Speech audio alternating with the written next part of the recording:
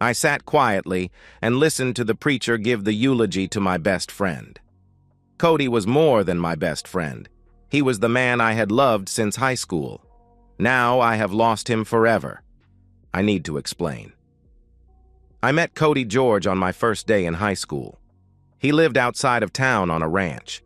I lived in town, so we had gone to different grade schools, but the county had only one high school.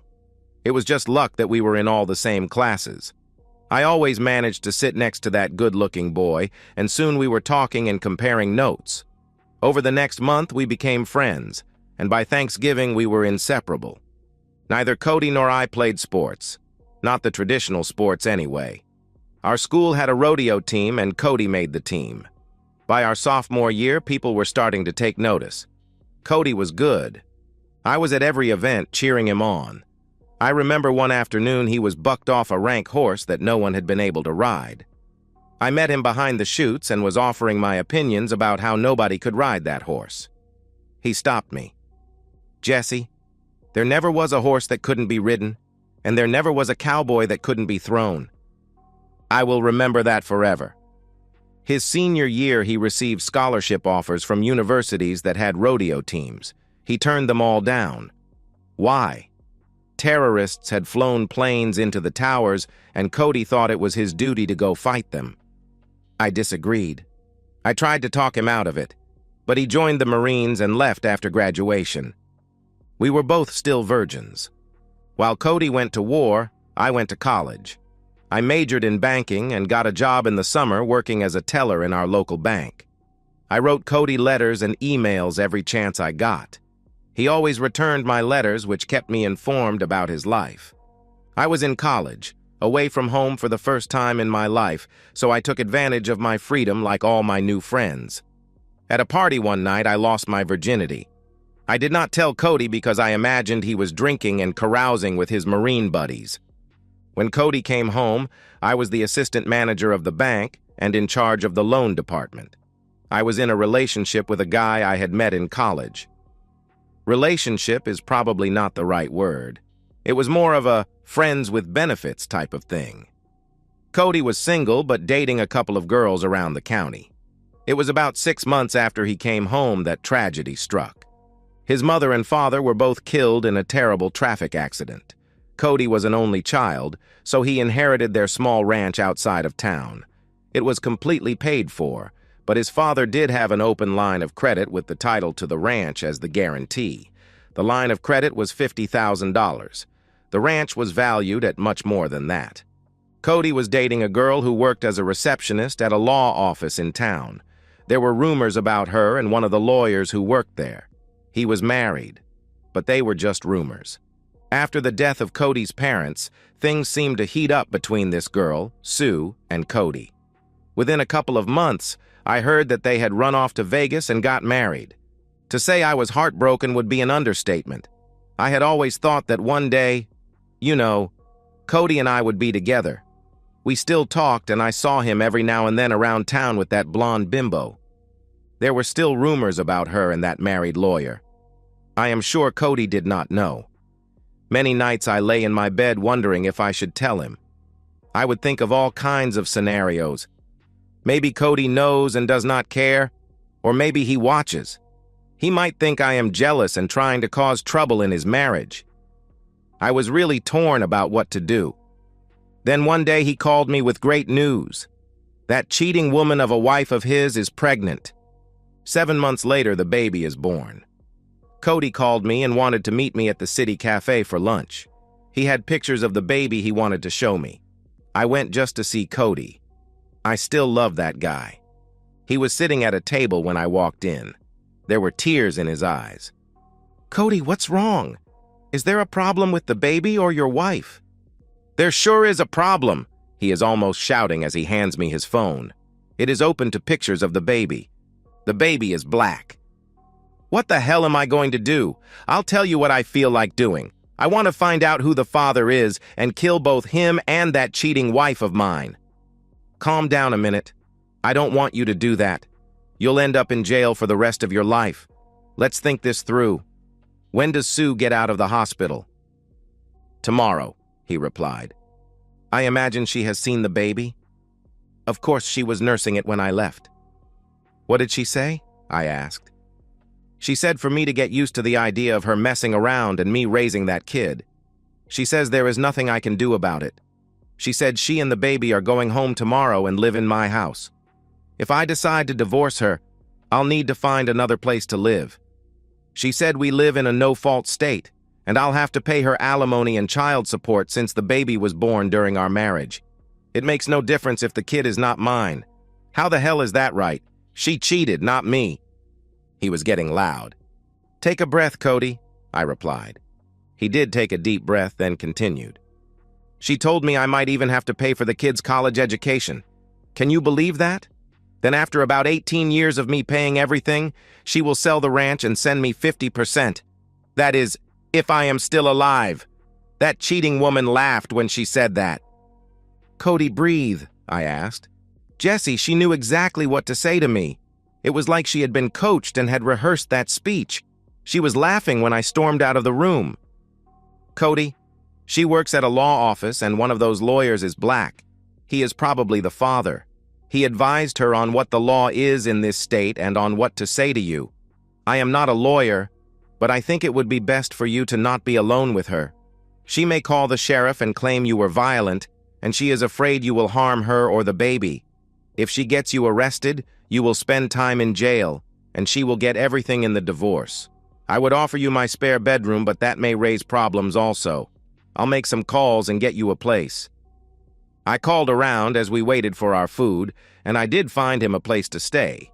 Then I started working on a plan. After lunch, I went back to work at the bank. Cody went home and packed up his things and moved to a place the bank had repossessed. It had a few acres and a barn, so Cody was able to take his horse. The next morning, while Sue waited for Cody to pick her up at the hospital, I met him in my office. I increased his line of credit on his ranch to $500,000 and had him withdraw it in cash. The place was valued at $750,000, so there was no problem. At the same time, he rented a safe deposit box. The money was not put in that box. Sue and the baby went home in a taxi. Cody did not answer any of her calls. Earlier that same morning, he had driven the few head of cattle he owned over to a neighbor's pasture. A couple of days later, he loaded them into trailers and hauled them to a sale barn. Sue gave up on trying to get Cody to talk to her and filed for divorce. Cody was served at his new place. At the first hearing, an attorney from the firm where Sue worked, not her baby's daddy, represented her. Cody did not show up but sent a lawyer from out of town, my friend with benefits. Of course, Cody was the bad guy. He abandoned his wife and new baby. The judge ordered him to pay everything, even her legal fees. Things were going according to my plan. Before the first payment to that cheating woman was due, Cody went on a ride with the sheriff's department. It was a trail ride to raise money for some charity the sheriff sponsored. There were over 100 riders that morning. After about 3 hours on the trail, they came to the Wolf River. It was running fast from the recent rains, so Cody said for everyone to wait, he would cross first to make sure it was safe. He was about halfway across the river when it happened. His horse spooked for some reason. Some thought it was a snake swimming in the river. Others said it was a log rushing by. Whatever it was had caused Cody to fall off. He was washed away in the current. The sheriff said the river got deeper just below the crossing, and Cody's boots probably filled with water and he drowned. His body was never recovered, and it is presumed that he washed downstream to where the river empties into the Missouri River. They searched for 3 days, then gave up and declared him dead. That brings us up to today.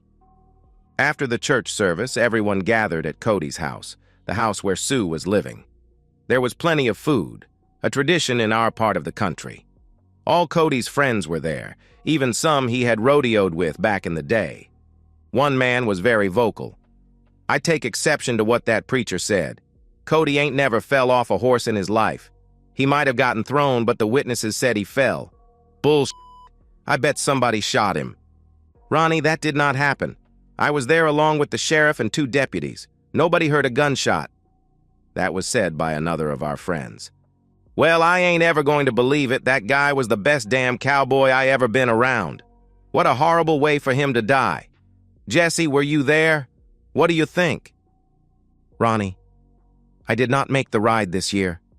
I had something important to take care of that morning. I wish I had been there. You know, maybe I could have. The sheriff spoke up. Stop. There was nothing anybody could have done. It happened so fast. We searched for him, but he was just gone. I excused myself and left. 2 days later, Sue and her baby's daddy showed up at the bank. What the hell is this? I don't owe $500,000 on that ranch, no way. I searched through the files and pulled one out. I handed it to the black attorney. He studied them for maybe 3 minutes. Sue, this looks all in order. Cody borrowed $500,000 against the ranch a couple of days after the baby was born. How the hell could he do that? That ranch was ours. I did not sign anything, Sue replied. No, Sue. That ranch was willed to Cody by his parents. It was in his name only, and that credit line was put on the ranch by his father. He used it to buy and sell cattle. So where is the money? She is angry. The attorney takes over the conversation. Did Cody have an account here at the bank? Only the one in both Sue and Cody's names, I replied. There is less than $100 in that account. Sue is getting loud. What about a safety deposit box? The lawyer asked. Cody has one of those. Open it! That's where the money is, they ordered. I'll need an order signed by a judge, I replied. Open that goddamn box now, Sue demanded again. Calm down, Sue. Let me handle this. Your divorce was not final, so there should not be a problem. By law, you were still married to him at the time of his death. You are his widow. That seemed to satisfy Sue. She smirked at me. Then they got up and left. There was a problem. The judge wanted to wait for a death certificate to be issued before he would give her permission to open the box. That took a couple more weeks. The bank sent another notice demanding their money and threatening foreclosure. Sue and her attorney were back with the order to open the box. I arranged for a locksmith to meet us, and we opened the box. It was empty. Sue was angry. Where's the goddamn money? It just did not disappear. Can we look at the bank's video of the day Cody received the money? Maybe that will show something, the lawyer asked. That should not be a problem, I replied. We searched through the stored tapes until we found Cody standing at a teller's window. The teller counted the money and then put it in 2 of the bank's zippered money bags. Cody then walked over to the vault where the safety deposit boxes were, signed in, and disappeared with a bank employee into the vault. She exited and sat at her desk. In a few minutes, Cody exited carrying the bank bags and walked out the front door of the bank. What did he do in that room? He left with the money. Where is it? I need that money. Sue was getting loud again. This bank is going to take my home. Where am I supposed to go? You are going to have to help me. This is your kid. Find us a place. Calm down, Sue, the lawyer replied. Don't you dare tell me to calm down. This was your idea. You said I'd get the house and land. Now I've got nothing. He had her by the arm and was leading her towards the door. Let me go. I'm telling your wife. We'll see what she thinks about... She never finished. He slapped her so hard she fell to the floor. He stepped over her and left. The bank security guard was helping her up when the sheriff arrived. I had called him when Sue had started screaming about the bank taking her home. The attorney spent a couple of nights in jail for assault and battery. Within a month, his wife started divorce procedures, and the bank foreclosed on Cody's house and land. I heard Sue sued her baby's daddy for child support and won. She moved out of town, as did the attorney, after he lost his job and was suspended from practicing law for 6 months. Have you figured out that Cody is not dead? From the perspective of Cody. Jesse had a plan, and it sounded like it would work. I mean, what were my choices?